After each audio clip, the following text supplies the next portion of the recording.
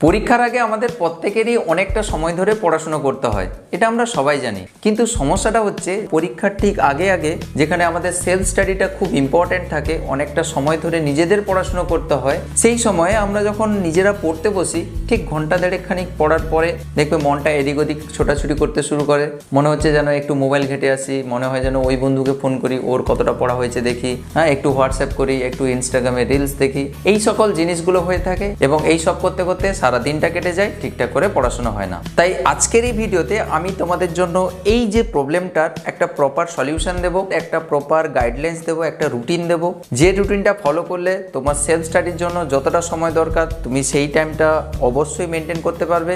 এবং তার সঙ্গে সঙ্গে তোমার যদি কোচিংয়ের ক্লাস থাকে, টিউশনের ক্লাস থাকে, পরীক্ষা থাকে, সেগুলোও সুন্দরভাবে মেনটেন করতে পারবে। সবচেয়ে ইন্টারেস্টিং ব্যাপার যে তুমি পড়াশোনাও করবে, তার সাথে সাথে তুমি যদি সোশ্যাল মিডিয়াও একটু আধটু ইউজ করতে চাও, হোয়াটসঅ্যাপে চ্যাট করতে চাও, ফেসবুক করতে চাও, সেটাও তুমি অ্যাট দ্য সেম টাইম করতে পারবে। এই টেকনিক, এই রুটিনটা ফলো করে আমি নিজে খুবই বেনিফিটেড হয়েছি। আমি যখন আইআইটি প্রিপারেশন নিচ্ছিলাম আমি এই টেকনিক, এই রুটিনটাই ফলো করতাম, দিয়ে আমি নিজেই আইআইটি পরীক্ষা ক্র্যাক করেছি। সুতরাং আশা করছি যে তোমাদের এই রুটিনটা ভীষণভাবে হেল্প করবে।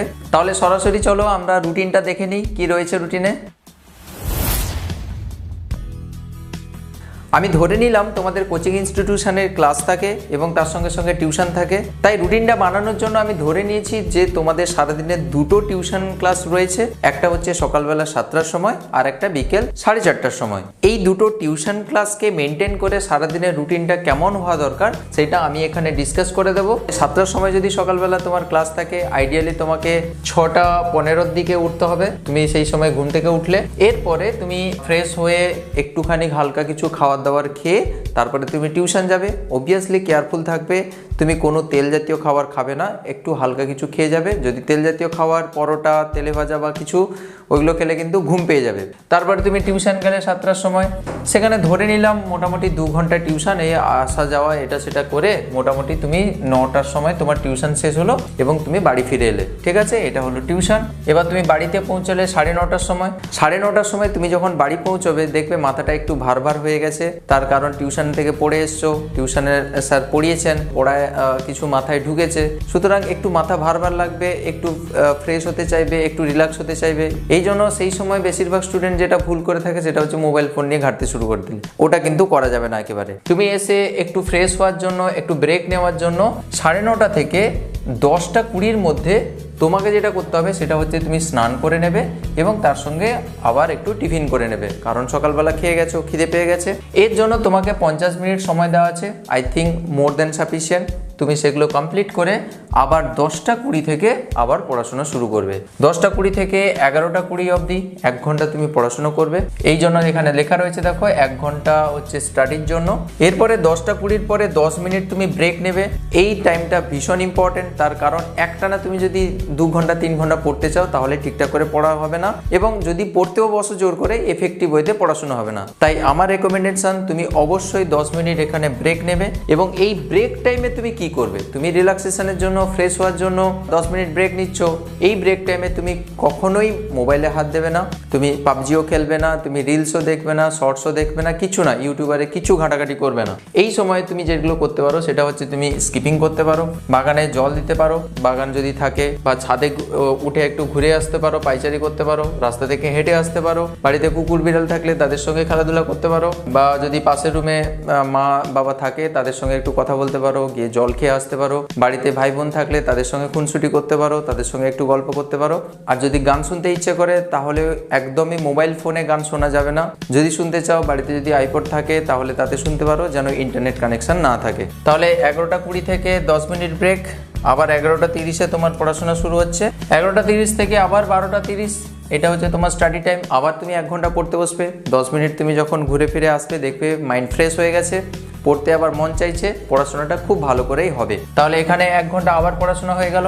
এরপরে আবার তুমি 10 মিনিটের ব্রেক নেবে। এই ব্রেকটা খুব গুরুত্বপূর্ণ, বুঝলে?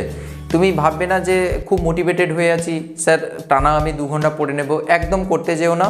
এটা 1-2 দিন হয়তো হবে, তারপরে দেখবে কিছুদিন পরে এইটাকে তুমি কন্টিনিউ করতে পারবে না। তো বেস্ট হচ্ছে 1 ঘন্টা 1 ঘন্টা করে পড়বে, তাদের মাঝখানে 10 মিনিট করে ব্রেক নেবে। তাহলে 10 মিনিট ব্রেক, তারপরে আবার 12:40 থেকে পড়া শুরু করলে তাহলে মোট 50 মিনিট তুমি আবার পড়াশোনা করতে পারলে।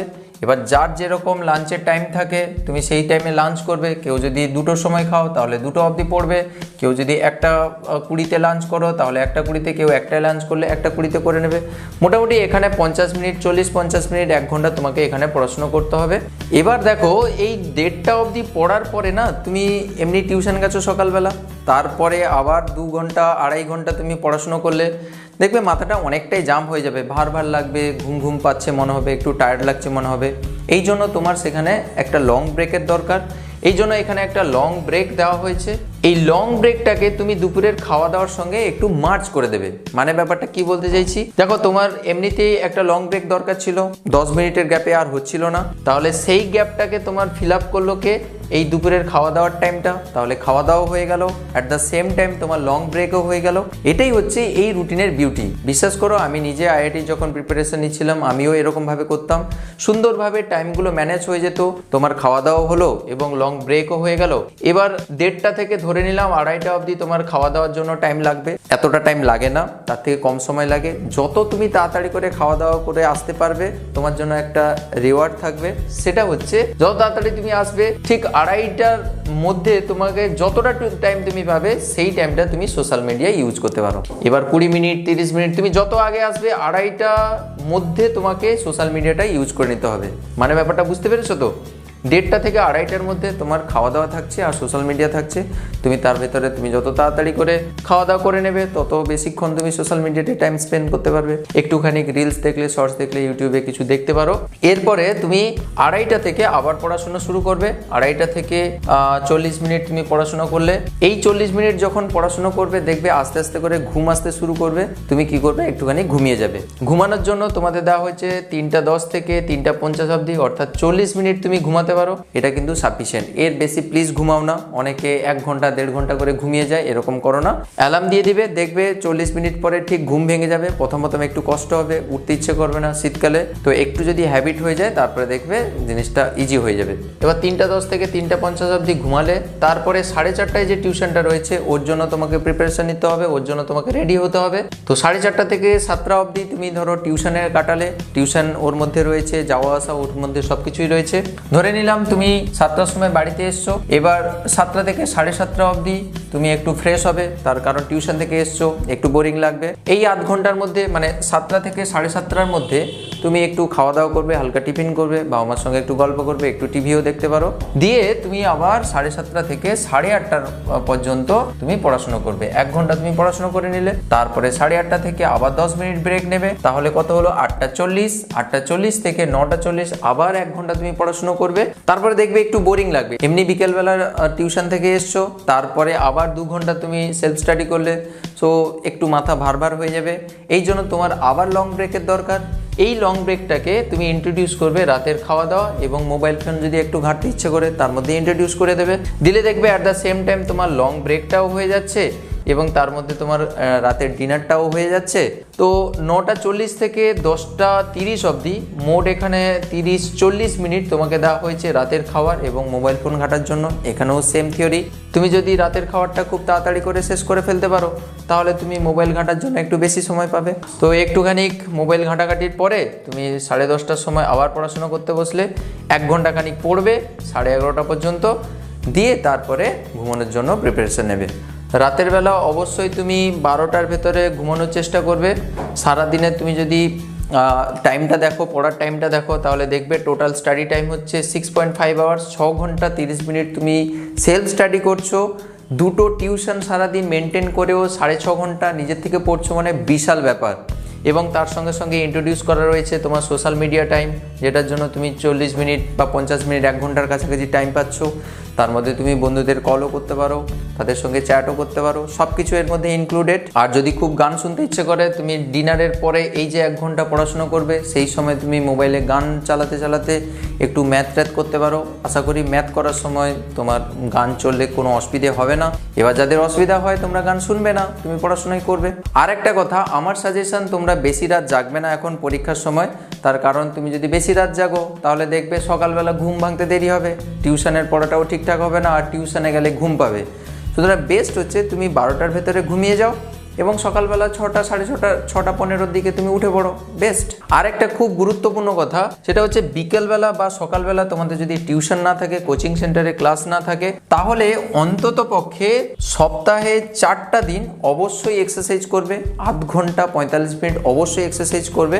তার কারণ তুমি যে এই যে শিডিউলের মধ্যে, এই যে রুটিনের মধ্যে থাকছো, এই রুটিনটা তবেই ঠিকঠাক করে মেনটেন হবে তুমি যদি ফিজিক্যালি ফিট থাকো এবং মেন্টালি ফিট থাকো।